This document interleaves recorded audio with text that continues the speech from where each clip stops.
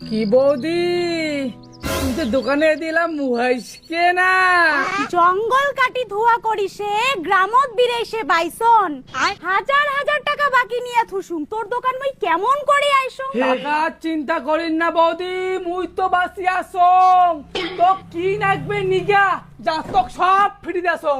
তোর এই খারাপ সময়ত সাহায্য করিয়া উদ্ধার করিলু তুই, তোর এই উপকার কোনোদিনও ভুলিম না মুই।